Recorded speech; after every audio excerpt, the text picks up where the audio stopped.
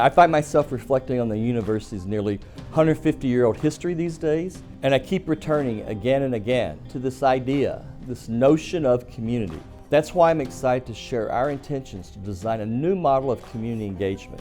Together, I believe we can design a future where we all thrive and flourish.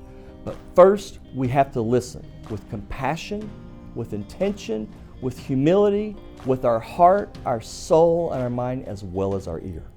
I think learning is going to be our first need, and be open to learning from the persons who have more information about the needs and how to deliver the needs. It's a history to the mistrust.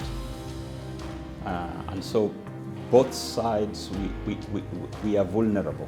What are we doing as an institution that says to folks that you belong here? And then what are we doing that says you don't belong here? Which is changing a lot of practices and having a lot of difficult conversations about what that looks like. Where we have fallen down, or what even my role might be, is to remind folks that we want to learn from them.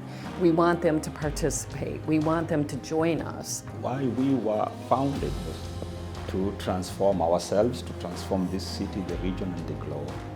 When we're initiating these programs and we're looking to reinvest these funds that we've raised, either privately or publicly, it's really important that people understand that it's being ultimately used for the public good. And we're accountable to make sure it's used for the public good. We got this project that we want to do, and we have all these ideas that we want to bring in, and here's how we're going to serve you. And then people say, I don't want to be served that way. And saying, okay, thank you for letting me know you don't want to be served that way. Let's talk about how you want to be served. How the community fits into that is going to be critical. And that's why these community sessions that we're doing are so critical, they're so important. Well, I want to welcome everyone tonight. Thanks for coming. We're doing 3 evenings of this. My name is Don Taylor. I have the honor and privilege to serve as the 26th president of the University of Detroit Mercy. We're excited that you're all here. We want to hear from everyone. And so again, this is really important work. I wasn't even sure it was going to come tonight because it's just too much to keep investing and thinking you're going to get somewhere and you just go nowhere. It's going to take a lot of buy-in.